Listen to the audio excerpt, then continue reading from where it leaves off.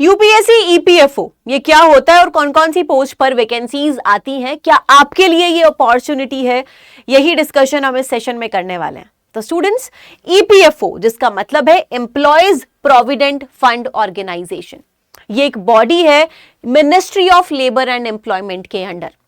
इसका मेनली काम होता है कि जो भी पेंशन होती है, पीएफ प्रोविडेंट फंड होता है, इंश्योरेंस, इन सबको मैनेज करना। ये वर्ल्ड की एक largest, one of the largest social security को मैनेज करने वाली बॉडी है। नाउ इसको लेकर एग्जाम कंडक्ट करता है यूपीएससी यानी यूनियन पब्लिक सर्विस कमीशन। अब बात करते हैं कि कौन कौन सी लेवल पर, कौन कौन से पोस्ट पर वैकेंसीज यहां पर आती हैं।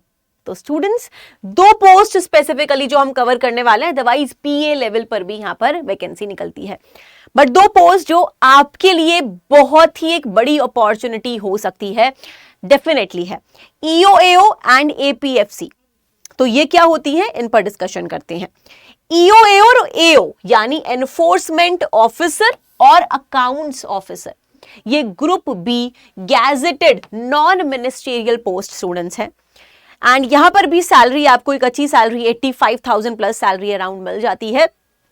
ईओएओ एनफोर्समेंट ऑफिसर का क्या मतलब है, जो पीएफ एक्ट को एक तरीके से इंप्लीमेंट करने में हेल्प करते हैं, enforcement officer. And account officer, जो भी ये अकाउंट्स वगैरह होते हैं पीएफ के, उनको मैनेज करना वो अकाउंट ऑफिसर का काम होता है। एनफोर्समेंट ऑफिसर क्या करता है कि सही से जो एम्प्लॉयर्स हैं वो आपके एम्प्लॉयज को अपना जो कॉन्ट्रीब्यूशन है वो दे रहे हैं पीएफ का या नहीं दे रहे हैं, आपका कंपनीज में जाकर चेक करना, इन्वेस्टिगेशंस करना, ये सब काम एनफोर्समेंट ऑफिसर का होता है। अकाउंट्स ऑफिसर का काम अकाउंट्स को मैनेज करना होता है मेनली। इसके बाद आते हैं एपीएफसी यानी असिस्टेंट प्रोविडेंट फंड कमिश्नर। ये क्या है बच्चे, ये ग्रुप एक गैजेटेड पोस्ट है एंड ये हायर लेवल पोस्ट है एओएओ एंड ईओएओ से। इनफैक्ट यहां पर आपको डिसीजन मेकिंग पावर भी मिल जाती है। आप कंसिडर कर सकते हो कि यूपीएससी सिविल सर्विसेज के एकदम एक तरीके से इक्विवेलेंट पोस्ट ये एपीएफसी का है, यहां पर ईपीएफओ की बॉडी में, ईपीएफओ ऑर्गेनाइजेशन में। तो एपीएफसी ग्रुप ए भी है एंड आपको एक higher salary 1 lakh plus salary around यहां पर मिल जाती है। APFC assistant provident fund commissioner, आपको डिसीजन मेकिंग पावर भी मिल जाती है, आपको रेस्पेक्ट मिल जाती है जो सिविल सर्विसेज के साथ मिलती है, वो ये पोस्ट आपकी देती है। नाउ स्टूडेंट्स, ये हमने डिस्कस कर लिया जो एक मेन एम होता है। इसके बाद एलिजिबिलिटी पर बात करते हैं, क्या आप एलिजिबल हो। तो एजुकेशनल क्वालिफिकेशंस की बात करें तो आपको सिर्फ ग्रेजुएशन चाहिए एक रिकॉग्नाइज्ड यूनिवर्सिटी से।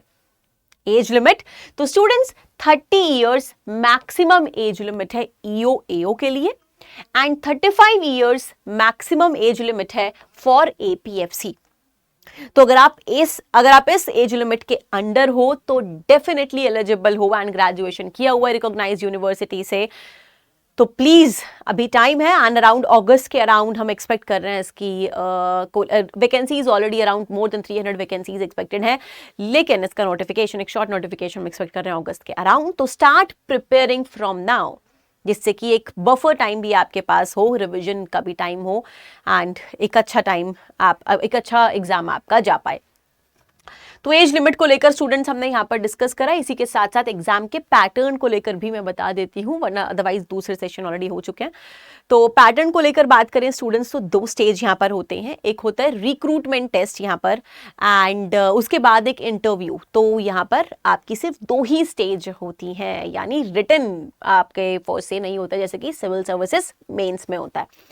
तो वो एक और एडवांटेज आपको इस एग्जाम में मिल जाता है एंड ओवरलैप करता है सिविल सर्विसेज का जो सिलेबस है वो इस वाले एग्जाम्स के साथ। अगर यूपीएससी सिविल सर्विसेज, सीएपीएफ आपका इन एग्जाम्स को आप प्रिपरेशन कर रहे हो या फिर एसएससी की भी प्रिपरेशन कर रहे हो, तो इस एग्जाम को साइमल्टेनियसली टारगेट किया जा सकता है फ्रॉम नाउ। आई होप सभी को क्लियर है ये भी, जो भी चीजें हमने डिस्कस करी हैं यूपीएससी ईपीएफओ को लेकर, और जो भी गाइडेंस या फिर जो भी डाउट्स आपको इस एग्जाम को लेकर है कमेंट सेक्शन में आप पूछ सकते हैं। I will definitely answer and for the session मैं लेकर आ सकती हूँ। Thank you so much everyone and good luck.